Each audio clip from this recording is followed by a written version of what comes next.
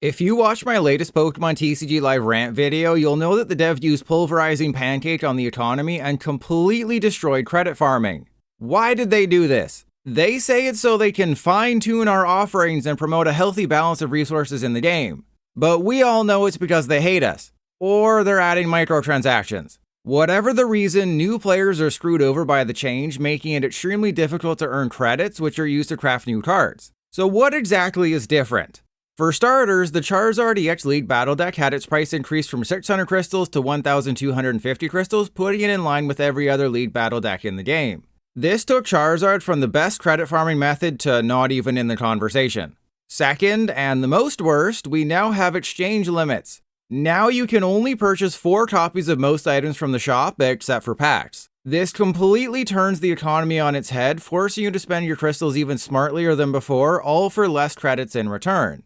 First though, let's start with celebrations. The set, there's nothing worth celebrating here. Unless you just threw out all of your socks, then go nuts. If you're a new player, Celebrations is a horrible thing to invest in.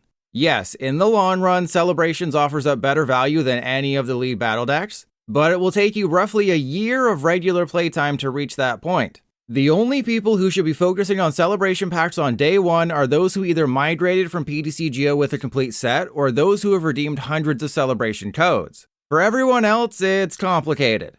I was going to spend hours researching everything about credit farming in our new post-apocalyptic PTCGO world, but Carrot13 on Reddit already did. So I'll just be referencing their work like when I sat next to the smartest person in class during pilot school.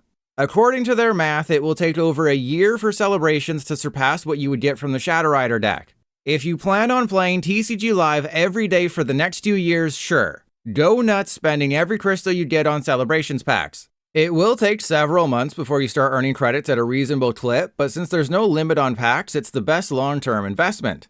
Unless they decide to impose limits on packs as well, then you're screwed. The reason we recommend those lead battle decks is because there's no RNG. We can tell you definitively what the credit gain will be. With Celebrations, it depends on your pulls. Are you sufficiently confused yet? No? Okay, then let me give you a massive headache. Carrot went down the list of best lead battle decks for credit farming, mathing their way through 4 of each. Turns out, Celebrations becomes a better investment after 7 or 8 months. That's because the credits earned from lead battle decks drops with each one you're forced to buy. And oh my god, I've been playing this game for 3 years and even I'm having trouble following along to everything I'm saying. To avoid destroying your brain even further, I'll stop here and do a quick recap at the very end of the video, simplifying everything. But enough chit-chat, we need to focus on those lead battle decks. In our post-December update world, this is the list of best decks to buy on Pokemon TCG Live for credit farming. It's the exact same list we had before the Charizard EX League Battle Deck price error, meaning that Shadow Rider is number 1, Miraidon is number 2, and Charizard is 8th. In the old world, this was simple, elegant. But now that we have purchase limits, this very easy to understand list becomes more complicated than trying to evolve into Sirfetch'd. While you used to just be able to mainline the Shadow Rider deck endlessly, guaranteeing yourself those 4,150 credits every time, now you have to worry about the next best options. So for starters, yes, if you're new, spend your first 5,000 crystals on 4 Shadow Rider decks. Just be aware that your first purchase will give you 0 credits. The third will be around 3,000, with your third and fourth around 4,000 credits each, meaning it's still the best option even with the limits. However, there's a major problem that has arisen. Originally, when they made this announcement, the Pokemon Company hinted that purchase limits would reset. Well, here's where I took off the For the Win mask that my new girlfriend insists I wear to bed every night and put on my detective's cap. When the news about shop limits was first made on Tuesday, they said, some items in the shop will now have exchange limits restricting the number of purchases one can make within a certain period. But 24 hours later, without notifying anybody, they made a stealth update to the post. Now, any mention of within a certain period is completely gone. Basically, these limits are set in stone and won't reset, despite what they originally told us. This completely changes how you have to go about credit farming now. Looking at the Shadow Rider deck, it features 1 common, 22 uncommon, 16 rares, 3V, and 3V max. Why is this important? Because the economy in TCG Live makes absolutely no sense and requires the greatest mathematicians to figure out. Unfortunately, they weren't available, so you're stuck with me. Using mental math, I determined how many credits you get from purchasing the maximum 4 copies of the lead battle deck. Since you don't start earning credits until you pull a 5th copy of a card, knowing the total number of cards is extremely important. Because on your first purchase, you'll get 0 credits.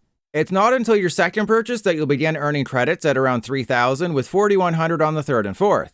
But because the limit is now capped at 4, you'll never be able to get the complete 4,150 credits you used to in the past when buying your 5th lead battle deck and beyond.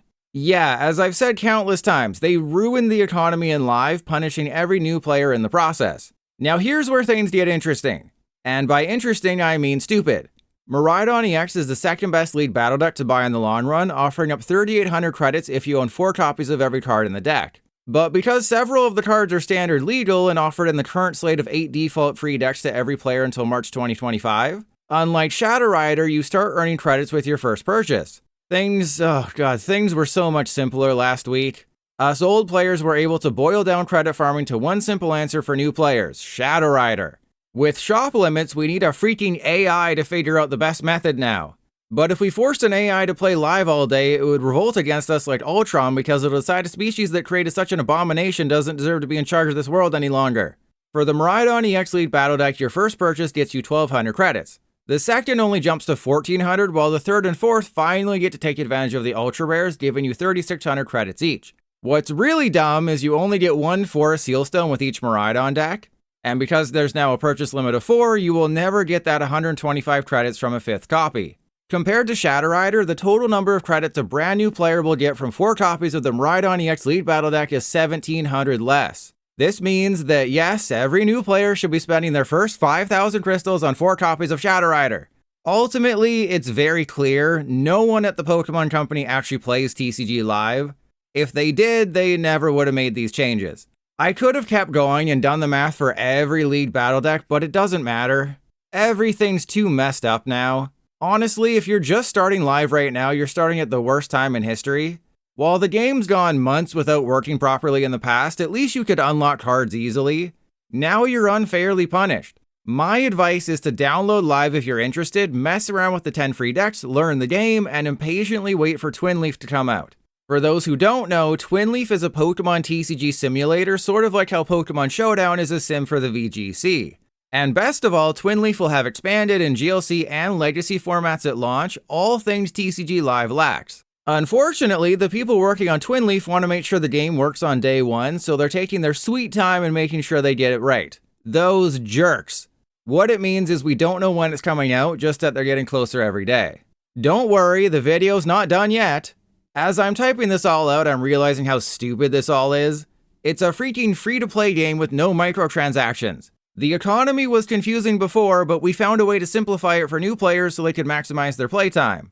But then the Pokemon Company decided to screw everything up, making the experience worse for everybody. Sorry, I'm trying to limit the ranting here, but it's impossible.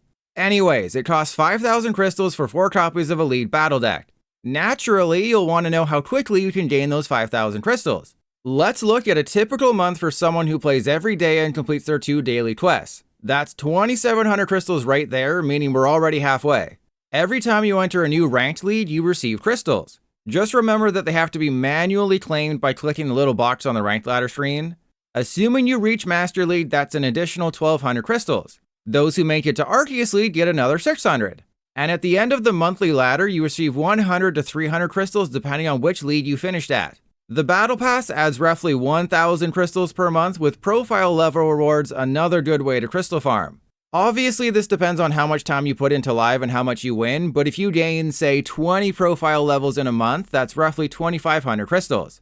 I know this will vary from player to player, but it's not crazy to say that the average person can earn 6,000 to 7,000 crystals per month, or enough to buy 5 or 6 lead battle decks. Under the old economy, that'd be perfect. With the new one, it's horrible because you'll run out of good lead battle decks to buy in a few months. Since I always see these questions asked in the comments, I'll quickly go over where to find the lead battle decks and how to craft cards using credits. For the lead battle decks, go to Shop, click on View All Bundles, then scroll down to November 2023 for Miraidon and July 2022 for Shadow Rider VMAX. You can avoid everything else because they are a trap.